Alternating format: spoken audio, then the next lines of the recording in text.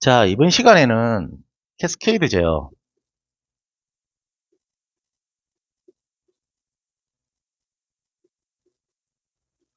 즉 종속 제어에 대해서 좀 설명을 드리도록 할게요.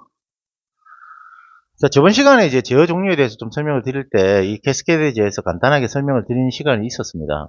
간단하게 말씀드리면 하나 이상의 피드백 제어 루프를 포함하는 서로 연관 적용하는 제어 방식이라고 보시면 될 것 같은데, 저는 이 캐스케이드 제어를 공조기의 다이어그램을 이용해서 간단히 설명을 드리면 좀 이해가 좀 빠를 수 있을 거라 생각해서 저번 시간처럼 공조기를 이용해서 이 캐스케이드 제어를 설명을 드릴 수 있는 시간을 갖도록 하도록 하겠습니다. 제가 저번 시간에 그렸던 공조기 그림을 그대로 그려서 피드백 제어에서 이 캐스케이드 제어를 어떤 식으로 적용을 하는가에 대한 부분들까지 설명을 드릴 수 있도록 하도록 하겠습니다. 자, 공조기 그림을 먼저 그릴 수 있도록 하도록 할게요.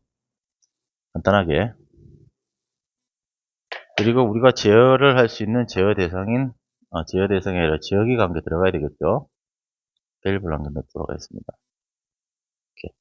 자, 정말 간단하게 그랬죠. 그러면 우리가 이제 검출기를 관계 들어가야 되겠죠. 그러면 저는 리턴에다가 검출기 t array라는 검출기를 한 개 넣도록 하도록 하겠습니다. 자, 요렇게 저번 시간에 그림을 한 개 그렸습니다. 그러면 여기서 우리가 피드백 제어 루프를 제도 간단하게 또 그릴 수 있도록 하도록 할게요. 먼저 이렇게 제어기 관계 들어갈 겁니다.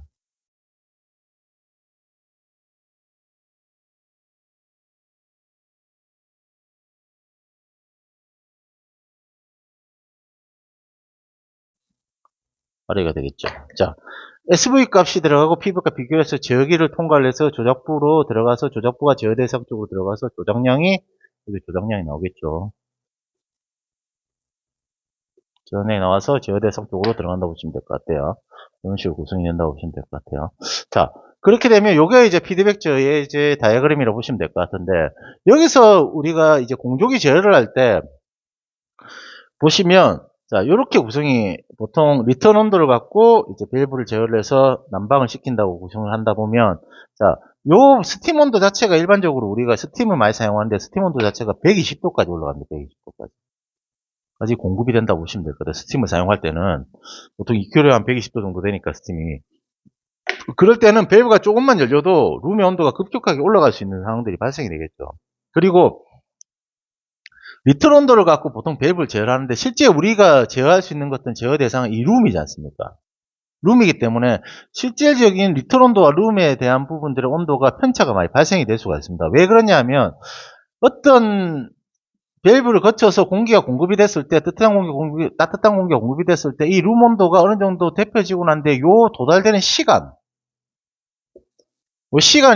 오래 걸리면 실제 룸이 어느 정도 데펴지고 난 뒤에 이 온도가 감지가 되기 때문에 그때는 감지가 되고 난 뒤에는 이 부분들이 밸브가 다 끼게 되는 상황이 발생이 되죠. 그러면 룸이 또 차갑게 될 거 아닙니까? 냉방이 돼버리죠. 다시 이 떨어진 온도가 T 쪽으로 도달되는 시간 동안 실제 상승되는 온도를 유지하기 때문에 밸브가 동작이 되지 않고 계속 룸이 데펴지는 시간들이 계속 발생이 되고 언제 데펴지는 시간 동안 룸이 온도가 올라가게 되면 밸브가 거기에 대해서 밸브가 감지를 해서 밸브가 닫게 되면 룸이 급속도로 차가워지게 되면 또 차가운 온도가 일정 시간 동안 유지가 돼야지만 이 T가 검출이 돼서 발생이 되므로 룸의 온도는 계속 헌팅이 발생되는 요소들이 많습니다.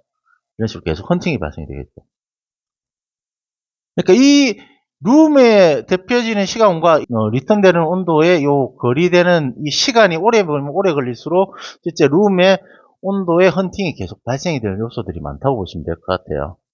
특히 이제 120도 정도에 대한 스팀이 공급이 된다 그런다면 실제 공급된 온도가 밸브 온도 편차치 70도나 그래서 80도, 많게는 90도까지도 공급이 될 수 있겠죠. 그렇게 되면 급속도로 룸에 따뜻한 공기가 확 들어가게 돼버리면 급속도로 난방이 됐다가 급속도로 식었다가 이런 것들이 계속 반복이 될 수 있는 상황이 발생이 되는 거죠. 그러니까 이 도달되는 시간 때문에 보통 이 T 자체 리턴 온도 자체가 룸 근처에 있는 게 아니라 공조실 근처에 있다 보니까 특별하게 이런 도달되는 시간들이 오래 걸리는 곳들이 많다고 보시면 될 것 같아요.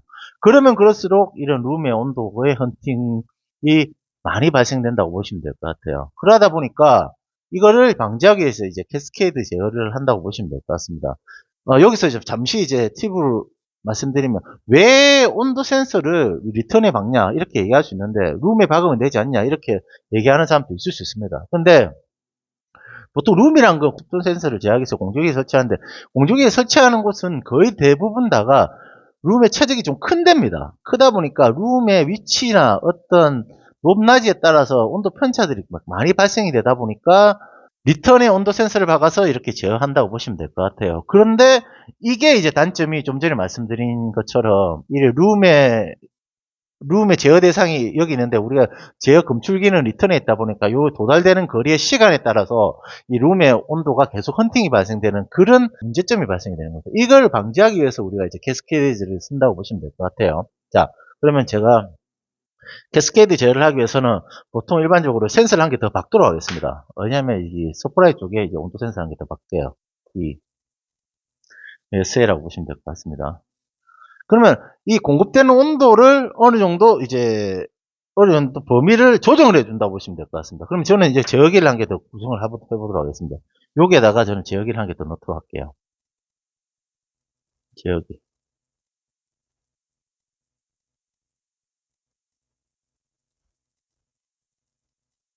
요거를 제어기 1번이라고 하고 요걸 제어기 2번이라고 할게요. 자, 그러면 제어기 1번에서 나오는 것, 즉 우리가 검출부에서 나와서 이제 SV 값이 비교가 돼서 제어기 1번에서 나오는 것이 제어기 2번 쪽으로 뭘 주냐면 리모트 세팅 값을 줍니다. 리모트 세팅 값.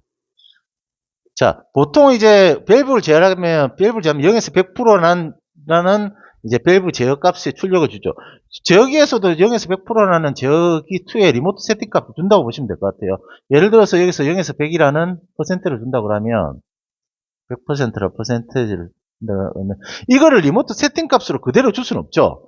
그러면 이 공급되는 온도의 범위를 리모트 세팅 값으로 주는 겁니다. 0에서 100을 어떤 식으로 구성하냐면 예를 들어서 20도에서 50도 사이로 범위를 지정을 해서 요거를 제어기 2로 리모트 세팅 값으로 주게 되는 거죠. 리모트 세팅 값으로. 그러면 이 리모트 세팅 값이 변화되는 값에 따라서 그러면 이제 어떤 비교값이 비교돼야 되죠. 그럼 요 T값. 요 T값이 이쪽 제어기로 들어온다고 보시면 될 것 같아요. 그럼 요게 이제 SV 값이 되겠죠. SV 값이 리모트 세팅 값과 비교를 해서 조작부로 나간다고 보시면 될 것 같아요. 그럼 여기서 이제 검출부가 한 개 더 발생이 되겠죠. 자, 이렇게 해서 출력이 나가면 요 조작량에 대한 여기에서 나오는 것들에 대한 부분들이 제어 대상을 거치지 않는 요 조작량에서 나오는 요 부분들이 리턴에서 검출부가 한 개 더 검출이 된다고 보시면 되거든요. 검출부 2번이면 이게 검출부 2번이 되겠죠. 2번이 되겠죠. 그럼 요 검출, 이 조작량의 검출이 되는 요 검출부, 요것이 요런 식으로 되죠. 그러면 여기서 우리는 한 개 더 비교를 한다고 보시면 될 것 같아요. 어떤 여기서 SV 값. 리모트 세팅 값 있죠. 리모트 세팅 값이 SV 값이 되겠죠. 그러면 조작량에서 나오는 요 T 값이 이렇게 검출부 두 번에서 피드백 루프를 내서 제어기를 투유를 통과해서 조작부로 들어간다고 보시면 될 것 같습니다.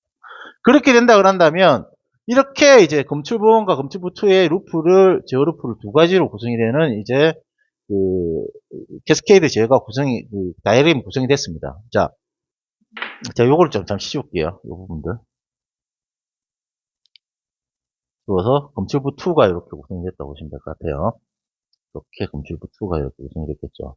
그러면 리모트 세팅 값과 요게 검출부2에서 나오는 PV 값이 이제 비교가 되면서 제어기2에서 조작량의 조작부를 거쳐서 이제 제어 대상으로 구성이 되는데, 요렇게 하는 이유를 제가 좀 전에 설명을 드린 건, 자, 우리가 이제 리모트 세팅 값이 0에서 100%의 출력이 100%로 출력이 나가면 요걸 제가 20도에서 50도라는 이제 범위로 이렇게 리모트 세팅 값을 주게 되죠. 그러면 제어기에서 요 공급되는 온도, 그러니까 S프라이팬에서 공급되는 온도를 요 내에서 범위를 지정을 해서 룸에 공급을 할 수가 있습니다. 그렇게 돼버리면 룸이 실질적으로 온도가 급격하게 변화되는 치의 온도값을 전하는 게 아니라 일정 수준의 온도값으로 공급이 되기 때문에 리턴되는 온도와 룸의 온도의 편차값을 최대한 줄일 수가 있는 거죠.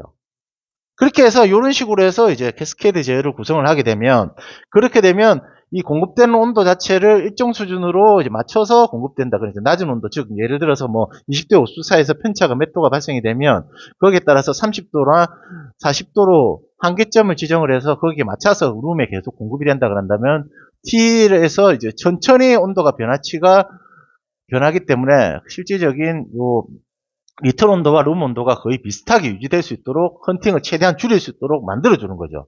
그렇게 돼버리면 실제 우리가 말씀드린 것처럼 이 룸 온도와 이 제어에 대한 부분들의 룸 온도의 헌팅을 최대한 줄일 수 있는 방법이 가능하다는 겁니다.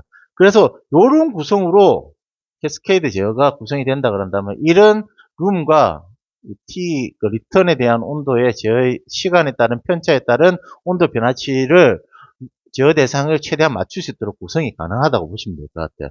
요게 이제 공조기를 이용한 캐스케이드 제어에 대한 루프라고 보시면 될 것 같습니다. 이 캐스케이드 제어는 실제 우리가 공조 제어하거나 이렇게 할 때 이런 식으로 적용을 한다 그런다면 이 룸 온도와 T 온도의 헌팅을 최대한 줄일 수 있는 가장 좋은 방법이라고 보시면 될 것 같아요. 요거는 최대한 많이 활용을 하기 때문에 이런 캐스케이드 제어에 대해서는 좀 알아두시면 좋을 거라고 생각이 됩니다. 여기까지 저는 이제 공조기를 이용한 캐스케이드 제어를 설명을 드렸습니다. 예, 감사합니다.